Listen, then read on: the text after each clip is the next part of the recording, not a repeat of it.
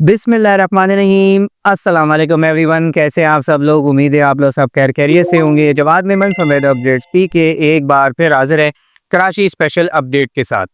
MEMS, जैसे कि आप सब जानते हैं कि पिछली कई अपडेट में इनफैक्ट इस महीने के स्टार्ट से ही जो है वो वक्तन फ़वक्तन हम शहर कराची में मुतवक्के एक ताकतवर गर्मी की लहर के हवाले से जो है वो पिछली कई वीडियोज़ में अपडेट करते चले आए हैं।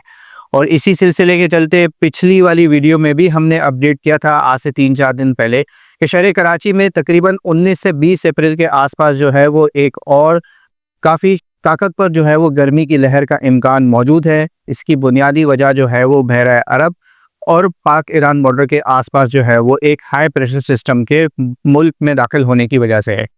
ताज़ा तरीन सूरत हाल के मुताबिक मौजूदा ये जो हाई प्रेशर सिस्टम है ये शहर कराची समेत सिंध और बलूचिस्तान के साहिली इलाकों पर जो है वो तकरीबन 20 अप्रैल से जो है वो असरअंदाज होना शुरू होगा। और मौजूदा ये जो आने वाली गर्मी की लहर है 20 अप्रैल से लेके तकरीबन 24 अप्रैल तक जो है वो शहर कराची और इसके आसपास के इलाकों को काफ़ी हद तक मुतासिर करने वाली है। जिसमें सबसे पहले तो शहर कराची और इसके आसपास के इलाकों में जो है वो सी ब्रीज यानी कि शहर कराची की जो लाइफ लाइन समझी जाती है, समुद्री हवाएं जो है वो टोटली कट ऑफ हो जाएंगी, लेकिन सिर्फ और सिर्फ दिन और दोपहर के टाइम पे। इसके साथ साथ जो है ये शहर में जो है वो शुमाल मगरिब से जो है वो काफ़ी खुश्क और गर्म हवाओं का सिलसिला शुरू होगा। और 20 तारीख से लेके कम से कम 24 तारीख तक जो है वो शहर कराची में दर्जे हरारत अक्सर मुकामात पर, खुसूसी तौर पर सेंट्रल के इलाके और जो नॉर्दर्न के इलाके हैं जिसमें सरजानी टाउन, गुलशन हदीद, गुलशन मेमार, मली, scheme 33, Nazimabad, North Nazimabad, North Karachi, Gulshan Iqbal, Gulistan Jauhar और फेडरल एरिया और इसके आसपास के कई इलाके जो है वहाँ पर दर्जे हरारत ज़्यादा से ज़्यादा जो है वो 39 डिग्री से लेके तकरीबन 41 डिग्री तक भी राइज हो सकता है। दिन के औकात में इन तमाम तर इलाकों में हवा का जो रुख होगा वो शुमाल मगरिब की जानिब से होगा। काफ़ी गर्म और खुश्क हवाएं होंगी और लू की जो सिचुएशन है वो शहर में देखी जाएगी। साथ ही साथ शहर के जो जुनूबी इलाके हैं यानी कि जो समंदर के करीब के इलाके हैं, लांडी, कोरंगी, डिफेंस, क्लिफ्टन, सदर के जो भी इलाके हैं, यहाँ पर भी जो है वो गर्मी की शिद्दत में खासा इजाफा देखने में आएगा। इन दिनों यहाँ पर जो दर्जे हरारत है वो 32 से 34 डिग्री के आसपास है, लेकिन 20 तारीख से लेके अगले 24 तारीख तक जो है यहाँ पर भी दर्जे हरारत 36 से 38 डिग्री के दरमियान जो है वो देखा जा सकता है। साथ ही साथ शहर के दीगर इलाकों के मुकाबले में यहाँ इन इलाकों में समंदर करीब होने की वजह से हवा में जो नमी का तनासुब है वो तकरीबन 30 से 40% के आसपास रह सकता है। शहर के दीगर इलाकों में ये कम से कम 10 से 30%, कुछ इलाकों में ये 35-40% के आसपास ही रहेगा, यानी कि ओवरऑल जो है ये अंडर 50% रहेगा।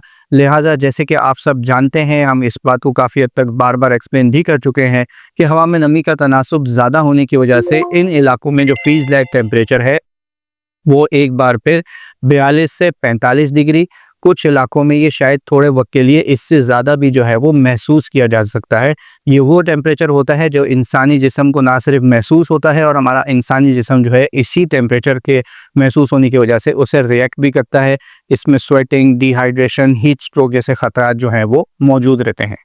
मेंबर्स, 24 तारीख, 25 से 26 तारीख के आसपास जो है वो इस हीट वेव में मामूली कमी देखने में आएगी। वो बहुत ज़्यादा कमी नहीं होगी, कह सकते हैं एक मामूली सा ब्रेक होगा, लेकिन इसमें भी जो दर्जे हरारत है वो 36 से 38 डिग्री के दरमियान ही रहेगा, यानी कि कुछ हद तक मामूल से ज़्यादा ही रहेंगे।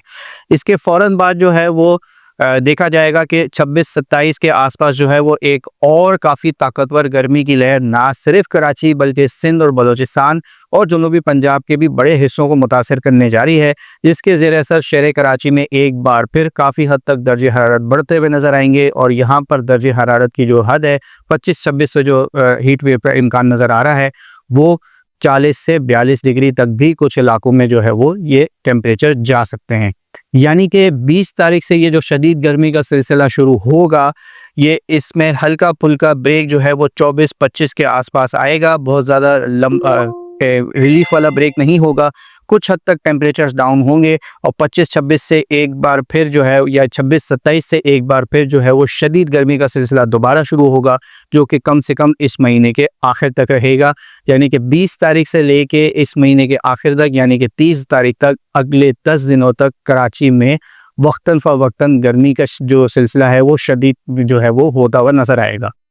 दर्जे हरारत की रेंज मैंने आपको इलाका वाइज जो है, एरिया वाइज जो है वो समझा दी है। मैक्सिमम जो रेंज नज़र आ रही है नॉर्थ के एरियाज़ में, सेंट्रल के एरियाज़ में, वो 40 डिग्री से लेके 42 डिग्री के आसपास, कुछ इलाकों में कुछ वक्त के लिए, जो 25 तारीख से जो दोबारा ये वेव रिवाइव होगी, उसमें ये 42.5-43 डिग्री को भी टच कर सकता है। लिहाजा आप तमाम तर लोगों से गुजारिश है कि तमाम तर जो एहतियाती तदाबीर हैं उन पर स्ट्रिक्टली एक तो अमल करें और दूसरों को भी इसकी ताकीद करें। ये वीडियो पसंद आए और आपको अच्छी लगे तो ये वीडियो जितना ज़्यादा लोगों तक, दूसरों तक पहुंचा सकते हैं उन्हें लाजमी पहुंचाएं, ताकि ये आने वाली जो एक तवील दौरानी की जो हीट वेव शहर में नज़र आ रही है उसके हवाले से जो भी एहतियाती तदाबीर हैं और जो भी ऑथेंटिक इन्फॉर्मेशन है वो लोगों तक पहुंच सके। इसमें सबसे ज़्यादा जो एहतियाती तदाबीर हैं, कोशिश करें कि जो पीक आवर्स होते हैं जिसमें टेम्परेचर सबसे ज़्यादा होता है वो सुबह 11 साढ़े 11 बजे से लेके दोपहर 3 साढ़े 3 मैक्सिमम 4 बजे तक ये पीक आवर्स होते हैं। इसमें कोशिश करें कि गैर ज़रूरी बाहर ना निकलें।